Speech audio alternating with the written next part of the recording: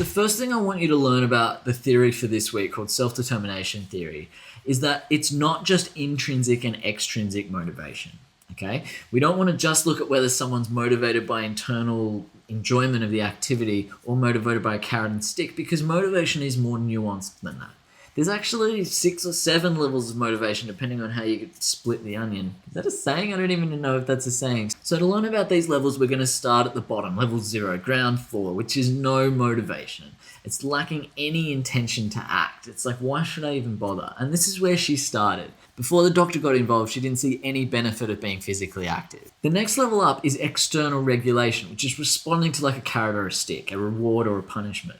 So for her, the food is a bit of a carrot. It's like, I want to exercise so I can have the extra food. But it's also that external pressure from the doctor saying you have to exercise. That external push, and avoiding that external push, is level 1 motivation, external regulation. The next level up is called introjected regulation. And it comes from a psychoanalytic term, meaning kind of pushed into you, but not necessarily from coming within. It's a type of external regulation because it's not doing it for your own benefit or your own interest. It's really because you feel guilty if you don't.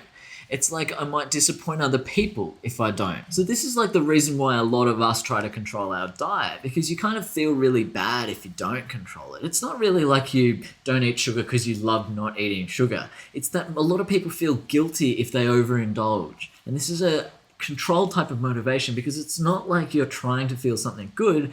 It's more that you don't want to feel that guilt or that shame. So much shame. The next level up is a little bit more intrinsic, and this is where you identify the personal values of the outcome of the behavior. So study might be an example of this one, where you don't necessarily study because you're trying to avoid guilt. Most people don't. I mean, some people do, but most people don't.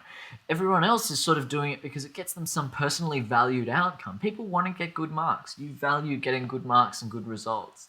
And so this identified type of motivation where you identify, say, a goal that you want to pursue or some sort of outcome that you value, that is your drive. So for people who exercise because they value those benefits of exercise, but not necessarily because they love the exercise itself, this is called identified motivation. You can see that this type of motivation is more autonomous, as in more in my control or my choice, than if it's just because of guilt or shame or because of a carrot or a stick.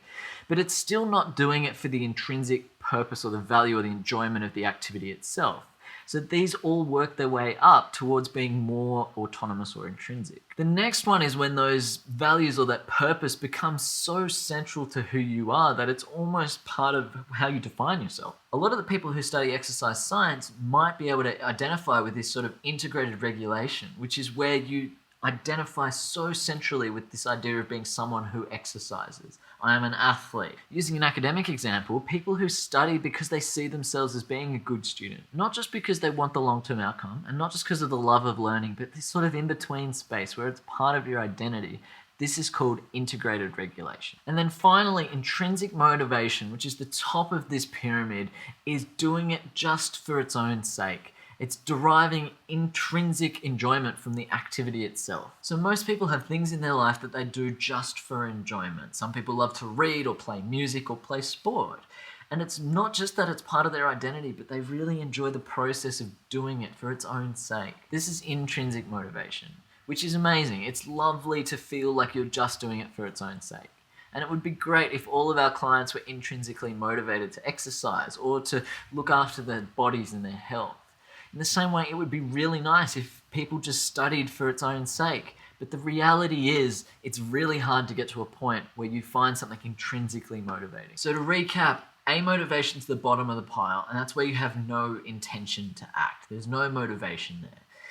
External regulations, where you're driven by an external reward or punishment that you're afraid of. It's sort of really controlled motivation. Introjected motivation is these norms and expectations of others that you feel guilty or ashamed if you violate them. Identified regulations when it's personally important, but it's still based on achieving some sort of external reward or value that you want.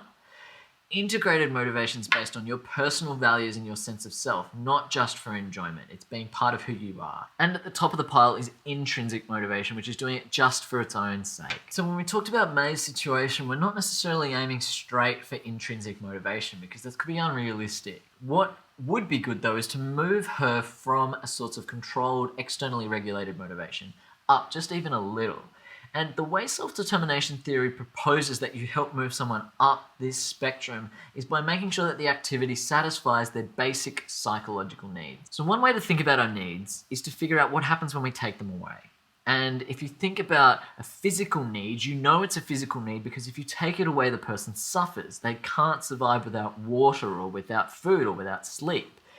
And with a psychological need, we think about what happens if we take something away. So to get an understanding of what a basic psychological need is, I want you to think about what is described as one of the most inhumane and barbaric places you can find yourself. But it's a place where all of your physical needs are met, and that's solitary confinement.